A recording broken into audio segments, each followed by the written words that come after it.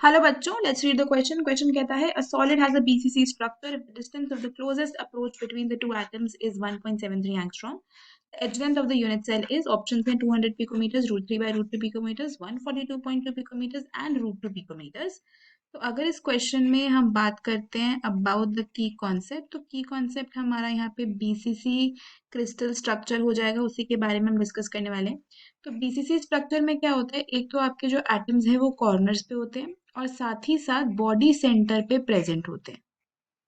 Right, body centre पे एक single atom present होता है और कॉर्नर्स पे 8 एटम्स होते हैं और हर एटम का कंट्रीब्यूशन 1/8 होता है, क्योंकि अगर ये आपका यूनिट सेल है, मान लीजिए जो कि एक क्यूब है, राइट, कुछ इस तरीके से, तो देखो क्या होता है।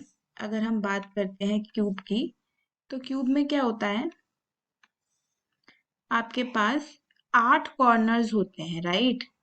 अब ये जो यूनिट सेल है ये और भी ऐसे ही सेल से कनेक्टेड होगा, तो ये जो एटम होता है ना कॉर्नर पे 8 ऐसे यूनिट सेल के साथ शेयर हो सकता है, इसलिए इसकी 1/8 कॉन्ट्रीब्यूशन होती है। और बॉडी सेंटर का जो एटम है वो इंडिपेंडेंटली बॉडी में होता है, वो किसी से शेयर्ड नहीं होता, तो उसकी कॉन्ट्रीब्यूशन 1 होती है। तो effective number of atoms body centred unit cell में, body centred cubic unit cell में 2 यानी कि 2 आता है, राइट।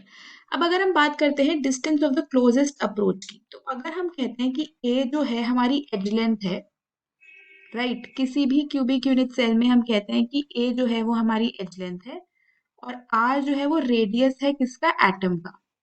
तो जो हम distance of the closest approach की बात करते हैं वो 2r है। यहाँ पे ये डी क्या है, नियरेस्ट डिस्टेंस। नियरेस्ट डिस्टेंस जो दो एटम्स के बीच में हो सकता है वो 2r होगा।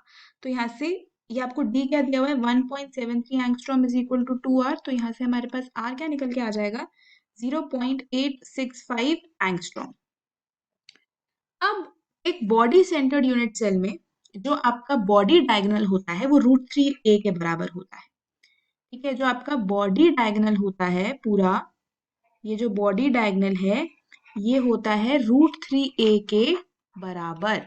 ठीक है, ये √3a के बराबर क्यों होता है, क्योंकि जैसे ये आपका बॉडी डायगोनल हो गया, यहाँ पे हमारे पास एक फेस डायगोनल होता है, फेस डायगोनल इज √2a और ये आपकी एज लेंथ a। तो यहाँ पे लगता है राइट एंगल ट्राइंगल वाला फॉर्मूला, पाइथागोरस थ्योरम, a² + √2 का a², तो आपके पास √3a निकल के आ जाता है द बॉडी डायगोनल, राइट। और ये जो √3a है ये बराबर होता है 4r के, मतलब इस बॉडी डायगोनल के पास 4 एटम्स लगे होते हैं इस बॉडी डायगोनल पे बेसिकली।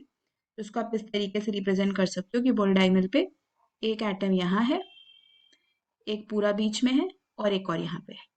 टोटल कितना हो गया, 4r is equal to √3a। तो हमारे पास r की वैल्यू है, a क्या आ जाएगा, 4r डिवाइडेड बाय √3, तो आ जाएगा, इसको आप सॉल्व करोगे तो 4 × 0.865 डिवाइडेड बाय √3 जो निकल कर आएगा 200 पिकोमीटर्स के बराबर, क्योंकि ये एंगस्ट्रॉम में दिया हुआ था तो हमारा आंसर तो पहले एंगस्ट्रॉम में आएगा, तो इसको हम पिकोमीटर्स में कर लेंगे। कन्वर्जन आपको पता होना चाहिए, जैसे 1 एंगस्ट्रॉम होता है 10 की पावर -10 मीटर्स, ऐसे ही 1 पिकोमीटर होता है 10 की पावर -12 मीटर्स।